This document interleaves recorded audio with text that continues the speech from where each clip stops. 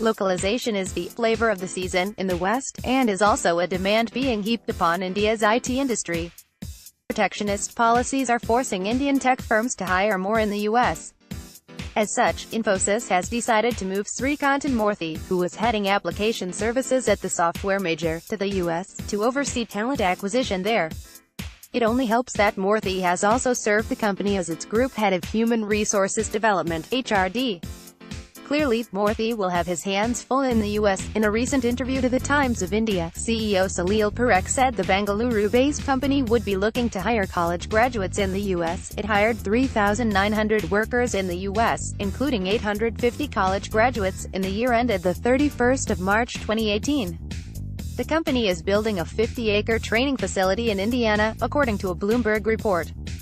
Last year, Infosys announced plans to hire 10,000 Americans over a 2-year period and also open 4 new centers in the U.S. as part of efforts to mitigate the impact of H-1B visa curbs. Representational image. News 18. By hiring in the U.S., the firm, like its rivals, is reducing its dependency on the H-1B visa program. According to data analyzed by the San Francisco Chronicle, from 2015 to 2017, Wipro logged a 52.4% drop in the number of visa applications filed.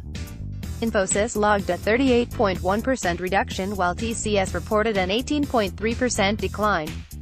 Sector experts said that by mandating Moorthy to head talent acquisition in the U.S., Infosys is giving out a clear message. Besides focusing on localization with regard to hires, the message being sent out is that there exists an abysmal shortage of talent in artificial intelligence, AI, robotics, data analytics, cloud computing among other new-age tech solutions, in India.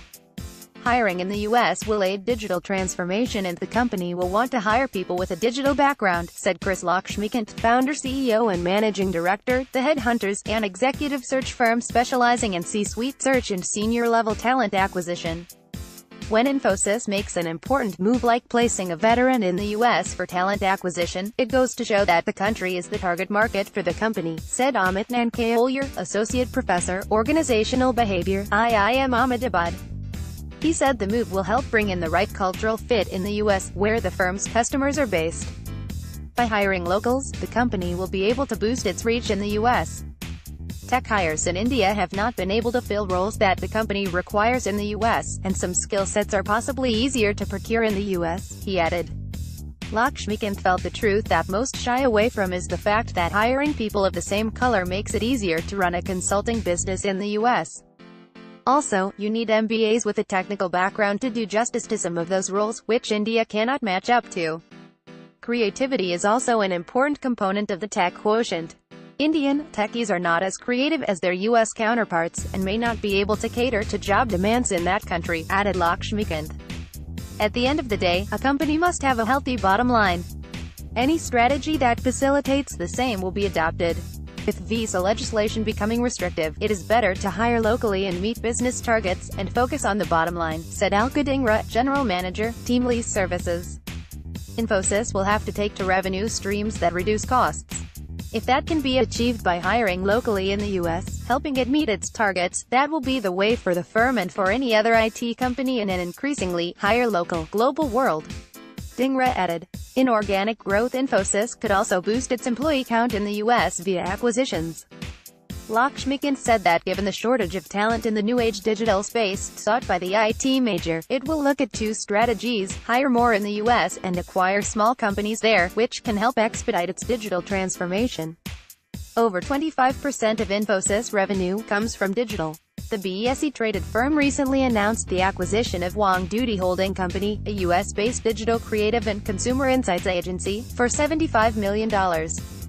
We are focused on partnering with global brands and CMOs to help them on their digital transformation journeys, by developing a digital experience services ecosystem with services ranging from strategy, design and user experience, to creative and digital marketing across the customer experience value chain, according to President and Deputy CEO Ravi Kumar S., the PTI reported.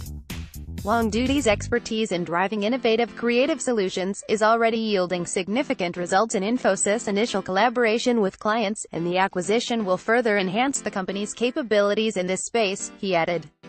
Trump-induced woes. According to the U.S. Labor Department, the top 3 H-1B occupations are computer systems analysts, application software developers and computer programmers, and they account for roughly half of the department's H-1B certifications. U.S. President Donald Trump's protectionist measures have resulted in changes to the H-1B visa program. For instance, the duration of work has been restricted to the period in which an employee will have to work, instead of a 3-year visa that was issued hitherto. The Trump administration could also cancel work permits issued to the spouses of H-1B visa holders. Changes in the H-1B visa arrangement will mount immense cost pressures on Indian IT firms, a PTI report said. The average margin hit for an IT services provider will be in the range of 5 to 10% year-on-year, all depending on the total base of employees currently on H-1B visas, existing compensation, and the need for on-site deployment in the near term, said Sanjit Virgogia, Chief Catalyst, founder and CEO, Greyhound Research. Updated date, May 3, 2018, 7:06 a.m.